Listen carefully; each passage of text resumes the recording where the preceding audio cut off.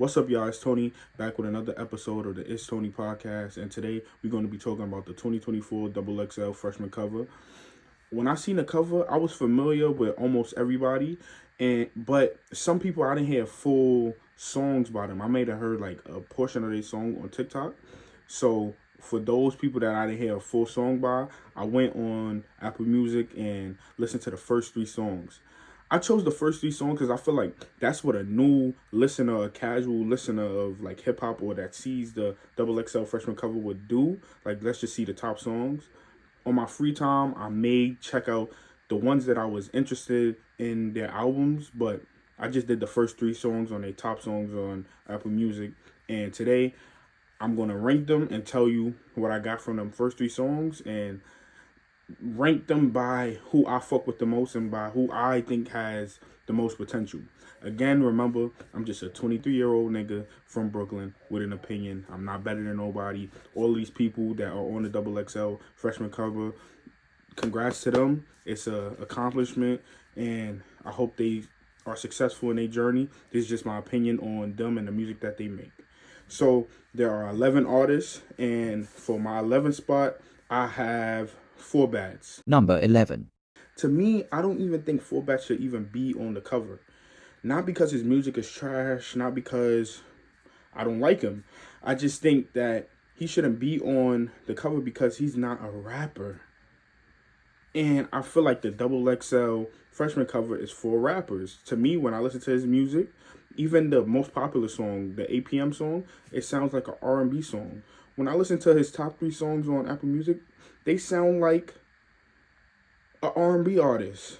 And when you look at the, like on Apple Music, when they have the album, it says like the genre there, and it says R&B and soul. So I don't feel like he even fits on here. So he's 11, not because his music is trash, not because I don't like him. It's because I feel like he's an R&B artist. But his music is cool. He reminds me of Brent Fires a little bit, and no cap sometimes. He sounds like YK Osiris. I know YK Osiris is like being corny to some of y'all, but I don't care about none of that stuff. I'm just saying he sounds like him with his singing a little bit. And when I say he sounds like Brent Fires, I don't know if I think he sounds like him or think that they would just sound really good on a song together. I think they complement each other very well. Back to him being on a XXL freshman cover, I don't know why he's there. To me, I think he would do better if he was on like a singer podcast or like song association podcast. Like, I think he would do really well. I don't think that he can sing vocally like really well, but I'm saying I think he would do better with gaining an audience of like the Terrell Show. The Terrell Show is a show on YouTube where they do song association. He interviews them and they sing the songs and show their personality and stuff. I think he would do way better on there than being on a XXL cover where it's a cover featuring a bunch of rappers, up and coming rappers. For my 10th spot is, I have Lay Banks as my 10th spot. Number 10. I think that I like her personality. I'm familiar with her from TikTok, her sounds on TikTok and stuff like that. I think her music is cool. I think it's fun. It gives me a dancey vibe, but the reason that I have her 10, I don't have her above any of the other rappers on the XXL freshman cover is because her music and the dancey vibe begins to get very repetitive.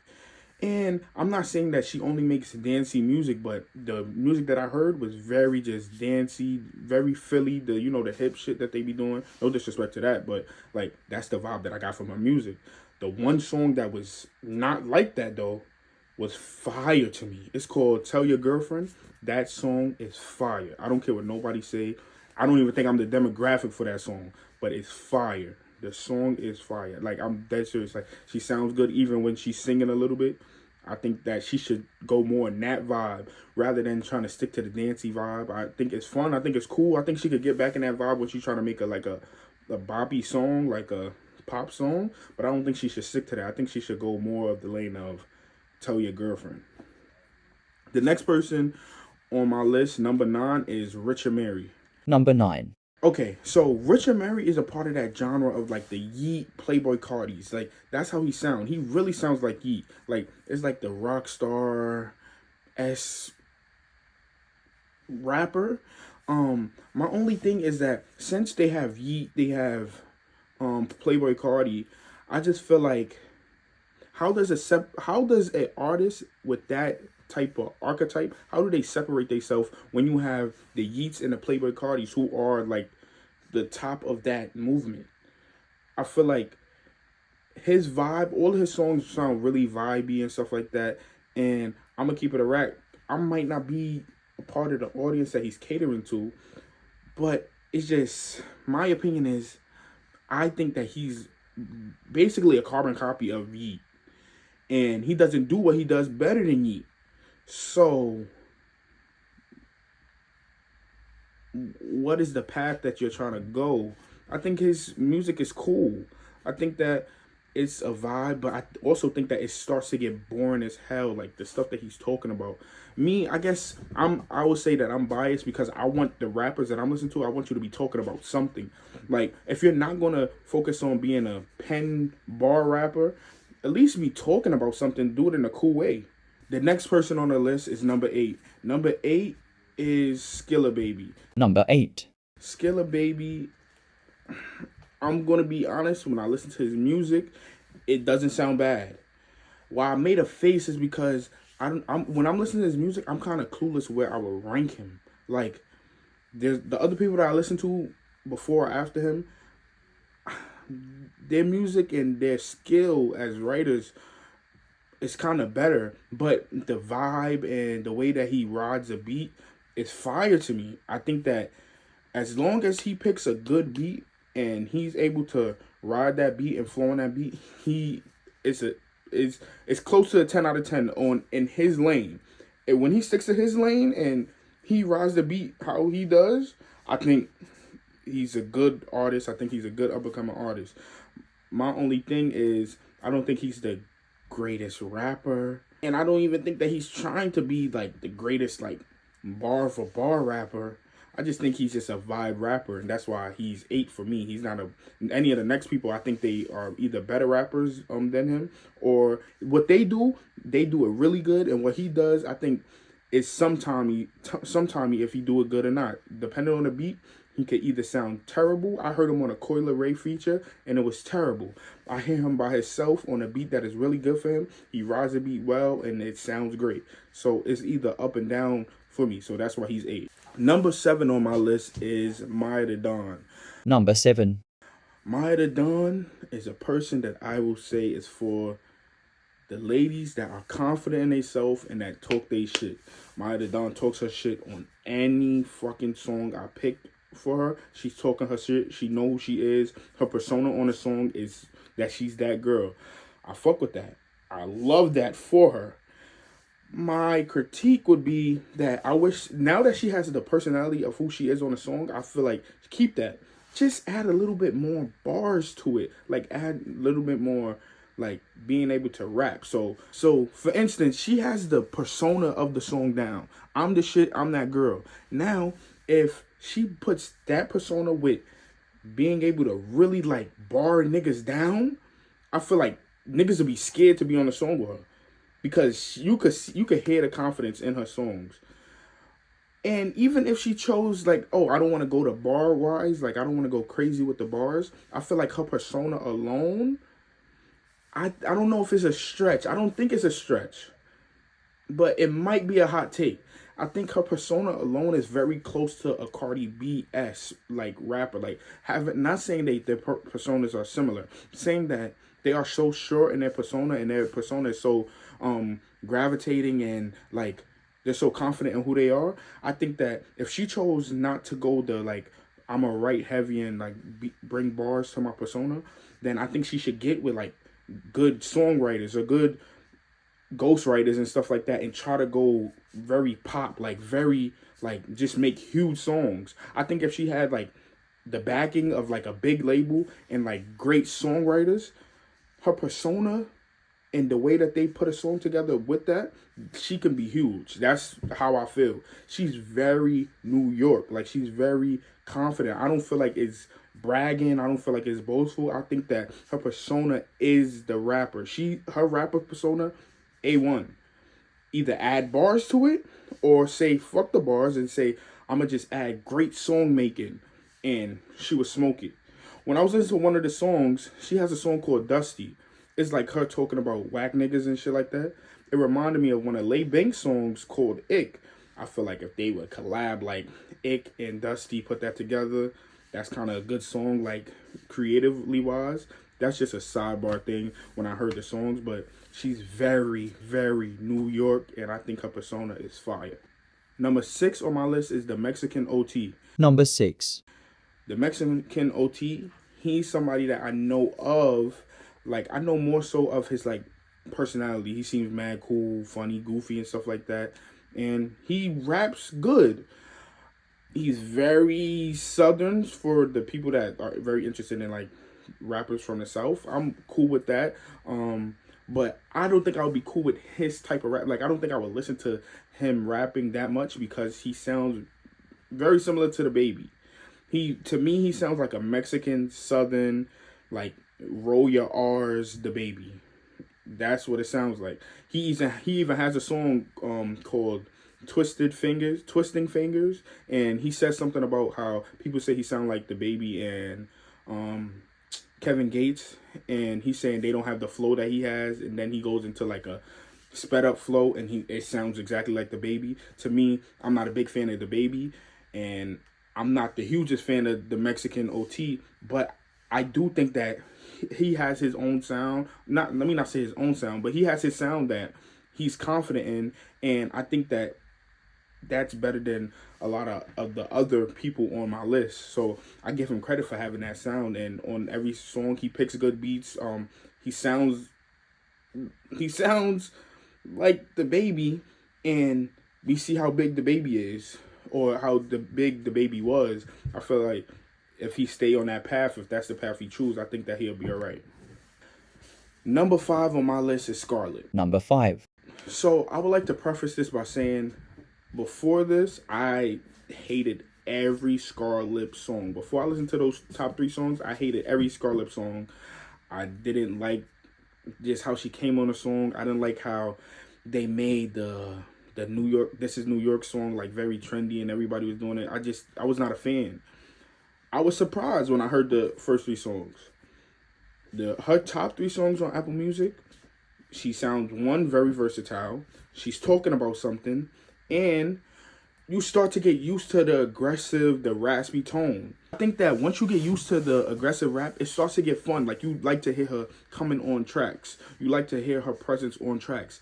What she really would, to me, I don't know if you guys are familiar with, but I think she would do really good with, like, being around the underground rappers. For instance, the Buffalo rappers like Westside Gunn, Benny the Butcher, Conway. I think she would benefit from being around them.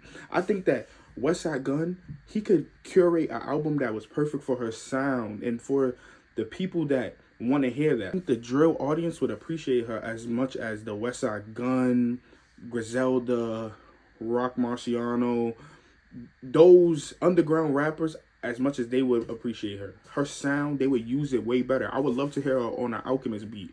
I think that she would sound great on those type of songs with those type of people. But like I said, she's also versatile, so she don't have to stay in that box. She, on the drill song, I don't think people appreciate it as much, but she sounds good on that song. And she sounds believable. And she talks about stuff. It's not only gra gra boom. She's actually talking about stuff. So I was surprised. So she was fire for me. The next person I have on my list is number 4, and it's Honcho. Number 4. I never listened to a Honcho song before this. Again, another person I was surprised by.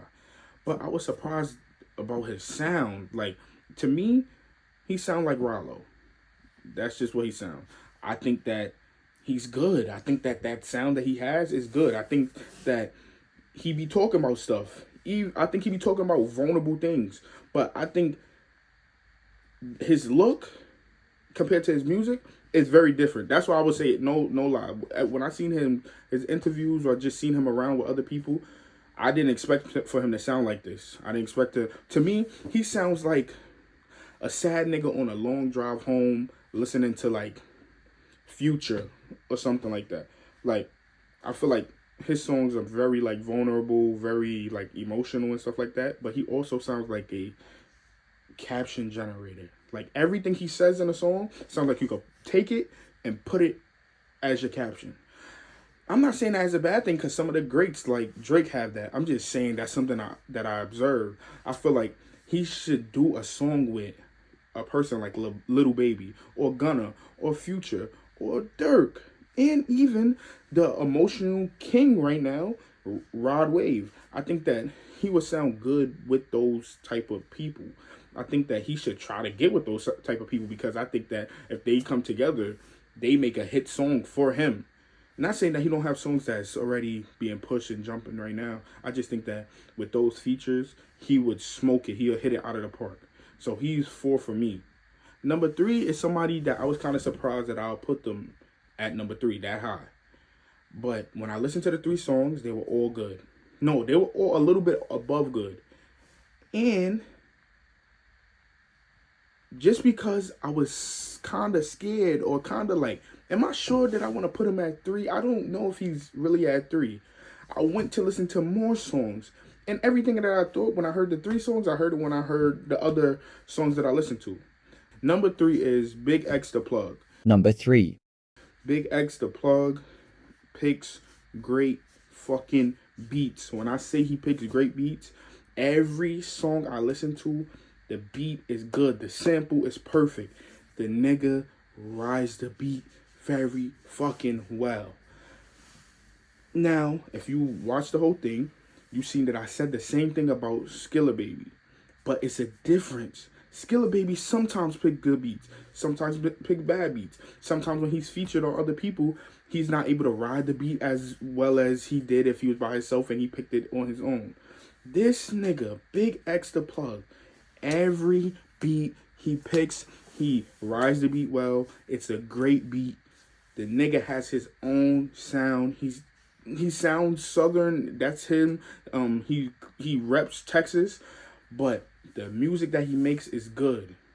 I stand with that. Y'all might think I have him too high, but what he does it very well. I don't know if everybody else would push him like he should be with the music that he makes, but he does it very fucking well. That's my number 3. My top 2 picks are artists that I already knew of. And if you been counting, you should know who's left. If you know the cover, you should know who's left. My 2 is Bossman D-Lo. Number 2. Bossman D-Lo is my 2 because even before the XXL cover, when I first heard him on TikTok, I went and listened to him more. The first time I heard him, it was the freestyle. And the freestyle he did it on the Radar freestyle or whatever it's called. He did it on that platform and he smoked it. I know people say that his flow is repetitive. He does the same flow over and over. What I'm here to tell you guys is, if he's doing that flow over and over, the flow hasn't got repetitive to me. It hasn't gotten old. He picks great beats. The flow is good. And Bias on Sports Center, he says Kawhi Leonard. The nigga sold me. I'm just playing. Kawhi Leonard, my favorite player, so him saying that, I was like, let's go. But his flow is fire. I haven't heard a bad song yet. I even did more research than just his 3 songs. I went back even more. The nigga has good songs. And I know the flow is his flow pocket, but it sounds good. He knows how to rap with that flow. It's good. I'm not going to take points off of somebody for using the same flow if it sounds good every time they use it. It's different. Some niggas' flow get repetitive fast. For instance, Lay Bakes. When I heard her song, the vibe of the dancey shit, it got repetitive fast. That is different from Bossman D-Lo. His songs, the beats are different. His flow is very similar, but it's fucking fire. I'm sorry, that's my 2. If y'all have a different 2, a different list, please comment below. I don't have that many fucking viewers or subscribers, so I doubt y'all comment below. But if y'all do, comment below, like, comment, and subscribe. Now for my 1. You could say I'm biased. I'm from New York. I said it in the beginning. I'm a 23-year-old nigga from Brooklyn with an opinion. You may think that he's my 1 because I'm from New York, but that's not it.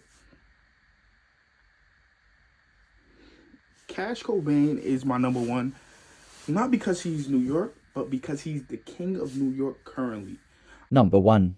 I'm not talking about the old heads, and I don't say old head with a bad connotation. I'm just saying I'm not talking about the older rappers like the Benny the Butchers that are from upstate New York or A Boogie. He's not old, but the people that were here before Cash Cobain. I'm saying he's the king of New York sound. The youth, he's the king of them. He's the king of New York. I said it in the previous video. I stand on that. And I don't have him one only because his rap, because he's not that good of a rapper. Like, it's not that crazy. I have him one because his sound is the sound of a whole state. Let me not say a whole state. His sound is the sound of New York City, the 5 boroughs. His sound is the sound that is above all of them. His sound is above the drill. Every person wants a Cash Cobain beat or a Cash Cobain S beat, like a similar type of Cash Cobain beat. He was on Drake's album. He has a song with J. Cole. He has a fire song with A Boogie. He has a fire song with many people. Bass Swag was out for a long time. His first time getting a big song, like a big song. He might have songs that were known. He has features by some of the biggest people. But once he had a Cash Cobain beat, you seen what he was able to do. Any nigga could get on a Cash Cobain beat and it sounds like something. I have to give him credit for that. Not only because, and when he raps on other people's beats, he sound good too. Like the Don Toliver feature, that didn't sound bad. I don't need him to rap a whole bunch. He could rap a little bit and just have a great beat, and he has me sold. And the stuff that he does with other artists, I think that he's number one. On the list of the niggas that I fuck with on the XXL, he's number one. I believe that he has the most potential because even if the rapping shit, he say, fuck the rap, I don't want to do that. Everybody on the XXL cover, if he gives them a beat and they know how to rap on it, they're going to have a hit. The nigga is working with gasoline. All you got to do is put fire to it. That shit is on fire, bro. The nigga is who he is. He's my number one. Before I go to my next topic, I want to speak of, I'm going to still speak on the XXL cover, but I want to speak on the state of hip-hop. Besides the Drake and Kendrick beef, I'm just talking about the new state of hip-hop. One, on the XXL cover, I'm wondering, where is the traditional rapper? Like, the rapper that's just rapping because he want to, like, rap the best. Like, his lyrics, he want to have, like, where's the pen rapper? Like, where's the person that's rapping to have bars? Like, my question is, why can't a nigga like Ray Vaughn that performed on the Ken and Friends stage, why couldn't he be on the XXL cover? Why couldn't Westside Boogie be on the XXL cover? Westside Boogie is not very new, but he's very new to a lot of people outside of the West Coast. The majority of his fans probably are from the West Coast. Not a lot of people are familiar with him. I could be wrong about that, but I know that when I don't see niggas talk about Westside Boogie like that. A lot of people are not familiar with him, in my opinion. But he's never been on the XXL cover. And Westside Boogie raps better than everybody on that cover. And he can make a good song. He has a bunch of potential. I think that would be a good look for him. Now, the question would be, would he want to be on there? The question for Ray Vaughn is, would he want to be on there? I still think that the XXL is not just for what's trendy, not just for what the youth deems as a vibe. I think the XXL cover is for up-and-coming rappers, all types of rappers. I don't blame none of the rappers on the cover of XXL Freshman 2024 for not being very pen-heavy bar rappers. I would just say I blame XXL for not putting none of the kind of traditional, closer to traditional rappers on it. I think that's why the older heads, now I'm using it as what other people use it as. That's why I think some of the older heads be like, oh, hip-hop is dead. Because people are pushing this type of new rap, which is not bad, but they're not pushing the older traditional rap. And I think the Ray Vaughns, the Westside Boogies, and you guys fill me in with more people, I think they have something to say. I think those traditional rappers have something to say. Now, for my next topic, we talking about the WNBA. I want to begin with who do y'all think is the Rookie of the Year? It's between Angel and Caitlin Clark. I have some other rookies I'm going to talk about before I talk about the Rookie of the Year, but that's the topic that we are right now. So, Rukia is a fucking monster. LA doesn't use her properly. Kurt Miller is a bum. I hate him. It's two coaches I hate right now. I hate Kurt Miller and I hate Sides. Christy Sides from Fever, but we're going to talk about Fever later. Kurt Miller takes Rukia Jackson out if she's hot or if she's extremely cold. He never, it's like he doesn't want to see what she can do. She's young. She could play 30 million minutes. I feel like he should adopt the principle of, yo, rookie, play all the minutes we need you. We need you. She's talented. She don't need to sit. She can shoot at all three levels. Her body type is great for the position that she plays. She is great. Let her play. Let her make the mistakes. Stop being scared of that. LA is not going to be a team that's very competitive in the playoffs. And if they are, with Cameron Brink out, let Rukia Jackson play. The next player I'm going to talk about is Aaliyah Edwards. She is playing really good for the Washington Mystics, but the team sucks. So they won't talk about her a lot, but she's still playing really good. JC Sheldon, she's playing really good too. I was a JC Sheldon hater. At Ohio State, I wanted them to push Cody McMahon. They pushed JC Sheldon. JC Sheldon is good. She's very scrappy. I respect her more now. I still think they should have pushed Cody McMahon, and I think next year they will push Cody McMahon more. But right now, JC Sheldon is doing really well with that depleted Dallas Wings team. I feel like Dallas Wings are having an off year because Satu Sabli is out. Satu Sabli is a great freaking player. They miss her. They need her. But if she's going to keep being injured, there's a lot of good players in the W. You could trade her for something. That's what I believe. But regardless, I think JC Sheldon is playing really well. Now, for another unsung hero that won't get a lot of mention for Rookie of the Year, I have Camila Cardoso. Camila Cardoso is really freaking good, and that Chicago environment is helping her. Teaspoon is helping her. Being around Angel Reese is helping her.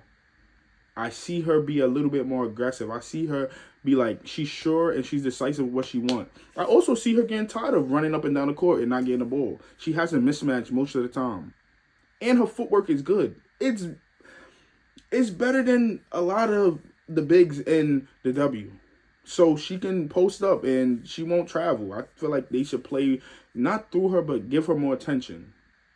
I think she's another honorable mention. Now for the two people that everybody cares about, Angel and Caitlin Clark.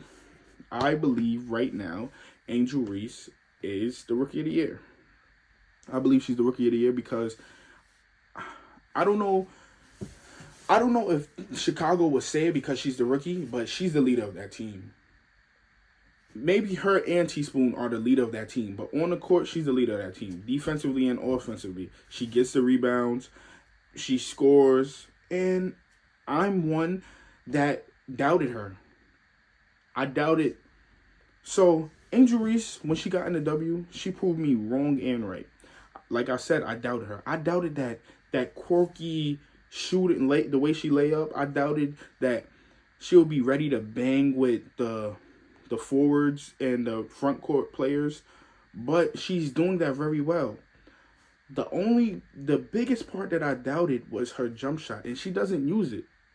I thought that was more urgent, that she needed to figure out how to use that jump shot.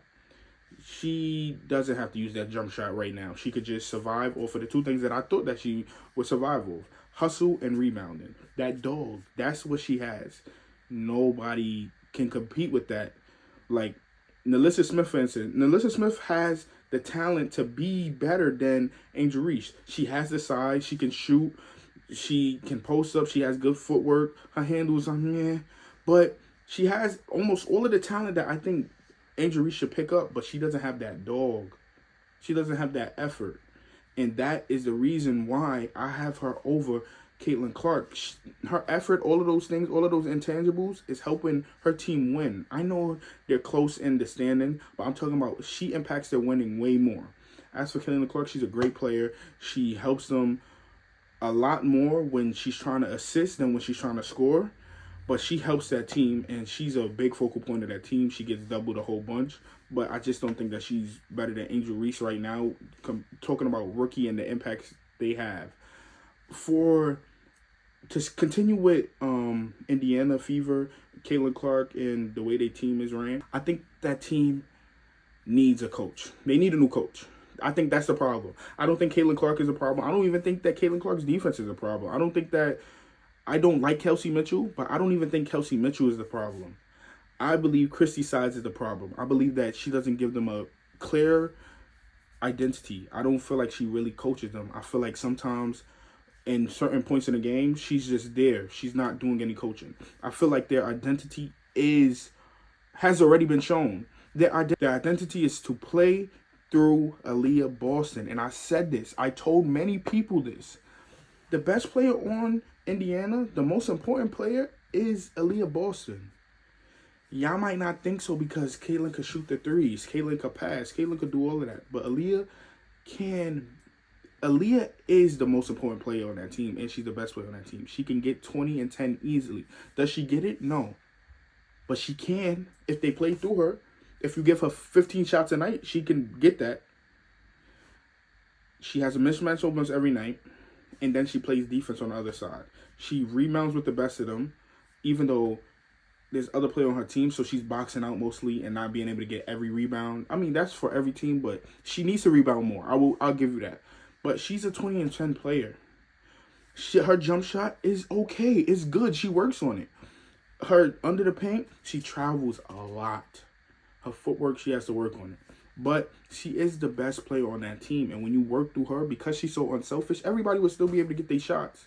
That's why I don't like Kelsey Mitchell, right? Because Kelsey Mitchell wants to get her shots, but she does that to the detriment of everybody else. She says, it's my shot over everybody else's shot. Compared to, if you play through AB, she see that she getting double, she's going to pass out. She's unselfish. She's the most unselfish player on her team most of the times.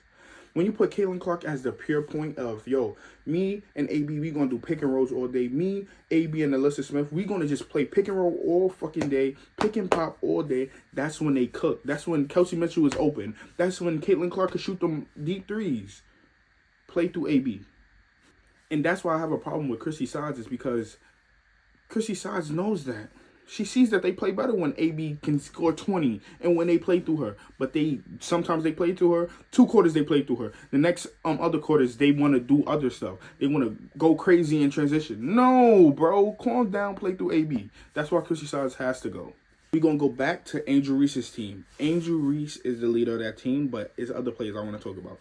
I want to talk about Kennedy Carter.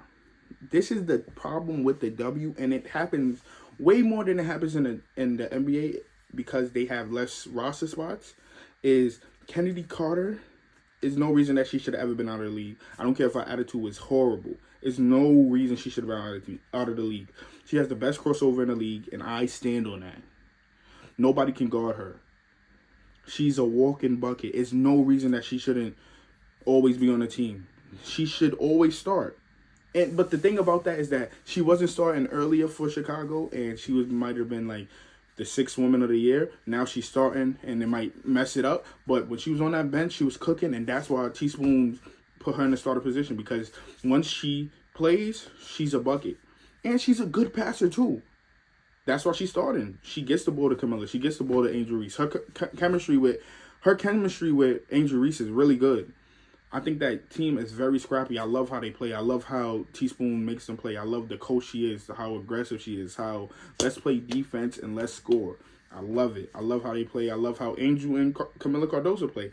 They are the best rebounding duo in the W. And they are that for a reason. The way Teaspoons is coaching that team is A1. I love how she's playing.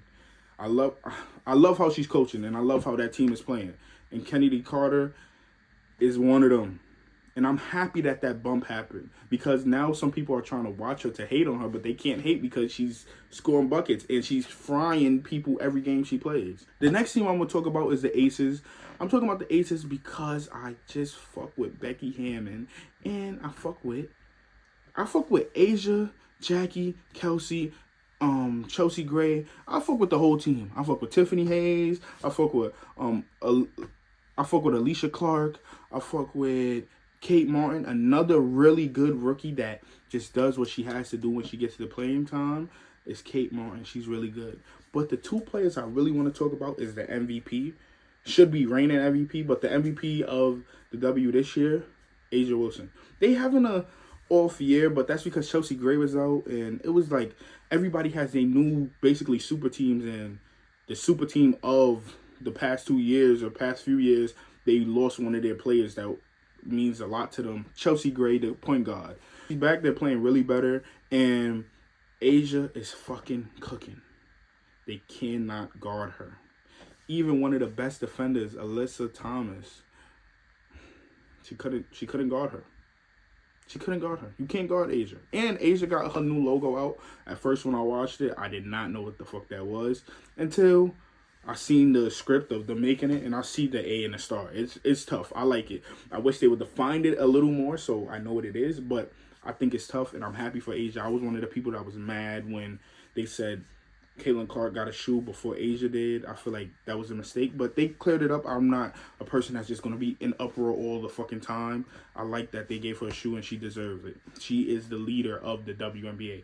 The next person I want to talk about is one of my favorite players, a person that I've repeatedly said I slept on and I was wrong about, Jackie Young. Jackie Young, when she's hot, even when she's cold, I love how she plays. She reminds me of Kawhi Leonard, a player that came in and they weren't known for their offensive game, but they got that motherfucker and they started to kill. And her defense is really, really good. I love Jackie Young, and I'm going to root and cape for her forever. The W is mad interesting, y'all. I feel like just give them a chance. Watch them. It's really exciting. It's not just Caitlin Clark and Angel Reese. I know people want to like push that narrative, but the Brianna Stewart's, the Alyssa Thomas, the Asia Wilsons, the Arike Agumbawales, the Jules Lloyd, the Scarlett Diggins, the Nneka Ogwumike, the Aaliyah Bosons, the Alyssa Smiths, the list goes on and on. The Ryan Howards, the Alicia Gray. The list goes on and on. There's a bunch of great players in the W. You just got to sit down and watch and just pay those women respect. I feel like their game is really good and it's slept on. And while it's slept on, the people that are fans, y'all could go and get cheap tickets. Cheaper than the NBA tickets. You could go and get a good seat. Last year, I was a season ticket holder at the Liberty games, and the Liberty is playing really good as well. So I feel like just buying to them is most. It's not only black women, but I buy it because I like the sport, one, and two, support black women, my nigga. We support black niggas. We support black women. Thank you for watching. Today, we spoke about rap, spoke about a little WNBA. That's basically all I do and watch podcasts. So that might be the make of my podcast is rap, sports, but I might add a little bit of something in between. Thanks for watching again. Tell a friend to tell a friend. And it's Tony. I'm just a young 23-year-old nigga from Brooklyn with an opinion. I'm not better than nobody. I'm just me, and I got an opinion, and I'm going to say it. Thank you for watching.